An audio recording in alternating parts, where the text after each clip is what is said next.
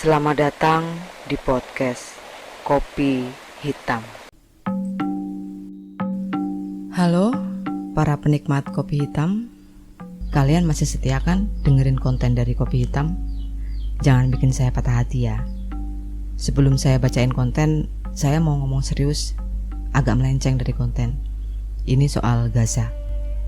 Saya harap kalian gak ada yang terpengaruh oleh opini-opini di medsos yang memberikan dukungan pada Israel. Selain kita harus taat pada Undang-Undang 45, ini juga soal kemanusiaan. Saya respect sekaligus iri dengan orang-orang yang melakukan demonstrasi pembebasan Palestina. Saya gak bisa melakukan itu. Banyak hal yang menjadi pertimbangan. Yang utama ya soal ekonomi. Waktu dan pikiran saya habis gak tersisa untuk cari duit. Ini juga untuk soal kemanusiaan. Di sini ada 2 manusia yang lagi menimba ilmu di sekolah yang butuh dihidupi. Ini bercanda ya. Tapi secara sikap kita semua harus tegas bahwa kita menolak aksi Israel atas rakyat Palestina. Ya udah, sebelum kita mulai berkonten, mari kita sama-sama berdoa untuk kebaikan rakyat Palestina. Mudah-mudahan mereka dilindungi oleh Allah Subhanahu wa taala. Sekarang kita mulai. Cerita ini saya ambil dari Wattpad. Sebuah tulisan yang berjudul Gantung Diri. Tapi mungkin nanti di video judulnya akan saya ganti demi keamanan channel. Gantung Diri, ditulis oleh Rian Kobe. Pagi hari di desa Tegalsari, tempat di mana saya tinggal, sekitar jam 6:30, warga desa digegerkan oleh penemuan sesosok mayat perempuan di perkebunan kakao milik pemerintah. Saya yang waktu itu berniat ingin berangkat ke sekolah, malah ikut rombongan warga yang berbondong-bondong untuk melihat kejadian tersebut. Di jalan, tampak mobil polisi dan sirene ambulan yang meraung-raung melewati kami. Benar saja, ketika sampai di sana, mayat seorang perempuan yang menggunakan daster motif kembang-kembang tergantung dengan leher terikat seutas tali plastik di salah satu pohon rambutan, persis di depan pintu masuk menuju perkebunan. Untuk pertama kalinya saya melihat adegan tersebut, membuat saya merinding dan memalingkan muka. Untunglah saya tidak sempat melihat wajah perempuan itu, karena saya melihatnya dari samping, di mana wajahnya tertutupi oleh rambut yang tebal dan panjang. Siapa? Astagfirullah, itu si Ratmi, ucap salah satu warga menjawab riuhnya pertanyaan warga yang datang. Ternyata mayat itu Teh Ratmi. Rumahnya masih satu RT sama saya. Saat pulang ngaji, saya selalu lewat di depan rumahnya. Pak, kasihan itu, diturunkan saja, kata salah satu warga. Tapi rupanya warga yang ingin menurunkan mayat Teh Ratmi dilarang oleh polisi. Entah apa alasannya, saya juga belum tahu. Hanya terlihat beberapa orang berjaket kulit tampak sibuk. Ada yang mengambil foto, ada juga yang menyisir di sekitar tempat kejadian. Setelah sekitar 5 menit, mayat baru diturunkan polisi dibantu beberapa warga. Begitu mayat diletakkan di atas tanah, dari jauh terdengar suara raungan seorang laki-laki dan perempuan.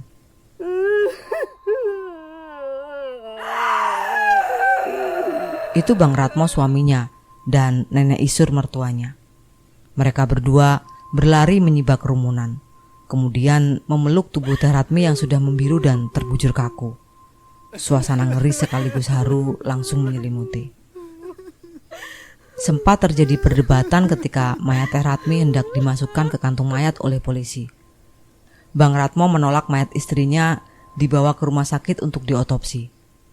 Beberapa orang yang dianggap tetua desa juga ikut membela Bang Ratmo. Otopsi atau memperlakukan tubuh orang mati dengan menyayatnya hanya akan menyakiti arwahnya di alam sana. Begitulah kepercayaan warga desa kami. Bukankah dalam agama pun otopsi itu sebenarnya tidak diperbolehkan? Lagian otopsi juga membutuhkan banyak biaya. Bang Ratmo tentu saja tidak punya uang untuk membayarnya. Setelah berunding dengan kedua belah pihak, mereka sepakat mayat tersebut diserahkan sepenuhnya kepada pihak keluarga tanpa melewati proses, dengan dugaan murni bunuh diri.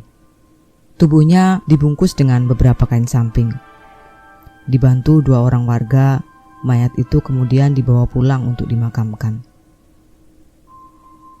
Kerumunan warga masih belum sepi, malah yang datang tambah banyak.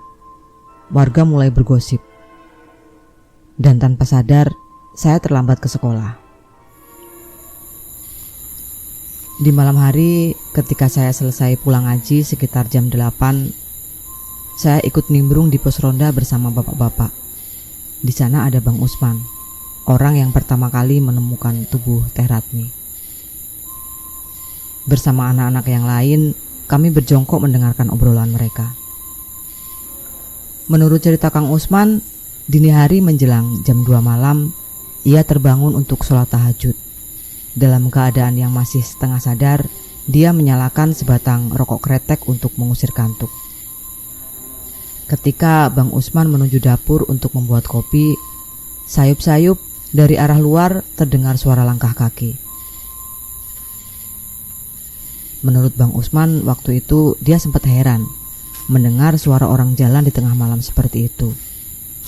Dia sempat berasumsi bahwa itu maling dan dia hendak mengeceknya. Namun niatnya itu diurungkan karena dia ingat itu adalah malam Jumat Kliwon. Menurut kepercayaan di desa kami, malam Jumat Kliwon itu horor. Banyak hantu yang berkeliaran. Apalagi posisi rumah Bang Usman itu berada persis di depan pintu gerbang perkebunan, yang menurut orang-orang ada bagian di tempat perkebunan itu yang menjadi bekas kuburan orang-orang yang tidak dikenal korban pembantaian di zaman Pak Soeharto. Mungkin karena saking takutnya, Bang Usman malah kembali ke tempat tidur dan sholat tahajud yang dia rencanakan sebelumnya batal. Sekitar jam 4 pagi, dia kembali dibangunkan oleh suara azan. Walaupun sisa-sisa ketakutan masih ada, dengan masih mengenakan sarung, dia beranjak untuk membuka gorden dan jendela di rumahnya. Saat dia membuka gorden rumah, sesuatu yang ganjil terlihat di seberang jalan, seperti setumpuk karung yang tergantung. Menurut Kang Usman, saat itu penglihatannya belum sempurna karena keadaan masih gelap gulita. Entah atas dorongan apa, waktu itu Bang Usman malah mengambil senter dan memutuskan untuk mengeceknya.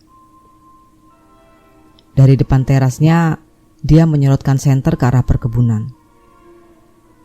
Begitu senternya mengenai benda yang dia curigai, dia kaget bukan main. Karena lampu senter yang ia sorotkan persis mengarah ke sesosok wajah yang tampak mengerikan. Mata yang melotot sempurna dengan biji mata yang menonjol, juga lidah yang terjulur keluar. Bahkan urat-urat kecil berwarna biru menghiasi wajah mengerikan itu. Seketika Bang Usman gelagapan setelah menyadari bahwa pemandangan yang sedang diamatinya adalah sesosok tubuh perempuan yang sedang tergantung. Dia sempat berteriak-teriak memanggil istrinya, namun suaranya tidak keluar. Tubuhnya mengeluarkan keringat dingin, jantungnya berdegup sangat kencang. Sampai-sampai dia kira mau pecah saat itu. Sampai sekarang saya masih terbayang wajah Ratmi di kepala saya, ucap Bang Usman kepada kami yang mendengarkan. Menurut Bang Usman, yang saat itu dalam keadaan setengah sadar karena ketakutan, dia mencoba berlari menuju rumahnya untuk memanggil istrinya, tanpa ia memberitahu ke si istri apa yang sedang terjadi. Dengan berteriak, ia menyuruh istrinya untuk memanggil Pak Lurah. "Emang sekarang kamu gak takut, Man? Arwah yang mati di suatu tempat kejadian itu jadi hantu penunggu. Apalagi itu persis di seberang rumah kamu." Merinding saya, ucap salah satu teman Bang Usman. "Ya takutlah, makanya saya sama istri untuk sementara nginep di rumah mertua," Begitulah obrolan di gardu ronda. Hingga akhirnya kami semua bubar setelah mendengarkan Kang Usman. Tentunya dengan wajah-wajah yang pucat setelah mendengar cerita seram tadi. Mungkin semua orang yang mendengar cerita Bang Usman malam itu bakalan mimpi buruk. Sesampainya di rumah, Bapak juga menceritakan tentang kejadian siang itu. Dan cerita itu membuat saya makin gelisah. Antara takut dan penasaran, saya tetap mendengarkan cerita Bapak dan ikut nimbrung bersama mereka. Mau tak mau, malam itu pengantar tidur saya adalah cerita yang menyeramkan. Menurut cerita Bapak yang datang melayat ke rumah Teh Ratmi, mayat yang ditemukan pagi hari itu tidak langsung dikuburkan karena harus menunggu keluarga Teh Ratmi datang. Ibu Teh Ratmi ada di luar kota dan celakanya lagi keluarga Teh Ratmi termasuk ibunya baru dikabari setelah tengah hari. Warga termasuk kepala desa tak bisa mengambil keputusan. Karena dari suara telepon terdengar suara isak tangis Ibu Teh Ratmi yang memohon untuk tidak dikebumikan dulu sebelum dia datang. Katanya ia ingin melihat wajah anaknya untuk yang terakhir kali. Menjelang sore, Ibu Teh Ratmi juga belum datang. Padahal langit mulai gelap dan tertutup awan. Sepertinya hari akan hujan. Tidak lama kemudian, benar saja, gerimis mulai turun, lalu berhenti, lalu gerimis lagi, terus seperti itu. Sebenarnya semua warga merasa kasihan pada jasad Teh Ratmi. Tapi lebih kasihan lagi kalau seandainya ibunya tidak bisa melihat wajah anaknya untuk yang terakhir kali. Begitu menurut Bapak. Sekitar jam 5:30 sore, di mana gerimis mulai membesar, rombongan keluarga Teh Ratmi baru datang. Seketika suara isak tangis pun pecah, bercampur dengan suara hujan. Lalu setelah sepakat dengan Bang Ratmo, jasad Teh Ratmi akan dikebumikan setelah sholat maghrib.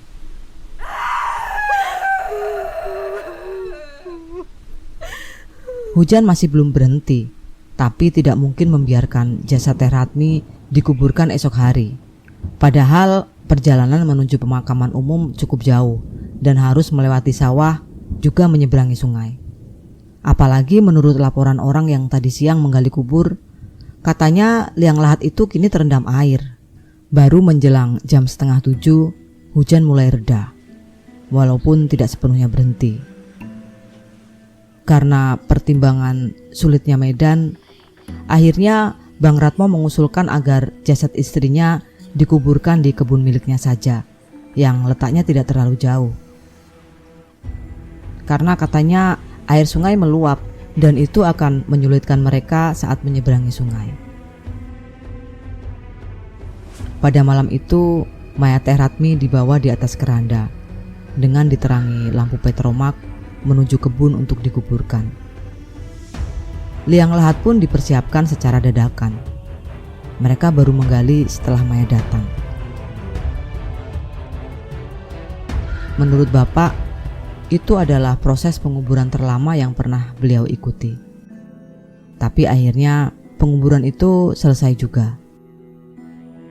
Tubuh Teh Ratmi terbenam di bawah tanah, diiringi suara tangisan ibunya, entah menangisi kepergian anaknya atau menangisi nasib anaknya yang harus mati mengenaskan. Setelah kematian Teh Ratmi, muncul banyak pertanyaan di hati para warga. Bagaimana kronologis kematiannya?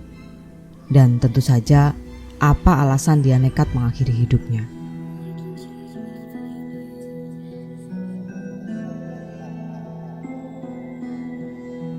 Oke, cukup segini dulu ya. Ini saya potong-potong karena kondisinya gak memungkinkan untuk rekod siang hari. Tapi lanjutannya insya Allah gak akan lama-lama. Yaudah, saya Sari, sampai jumpa di sambungan cerita selanjutnya.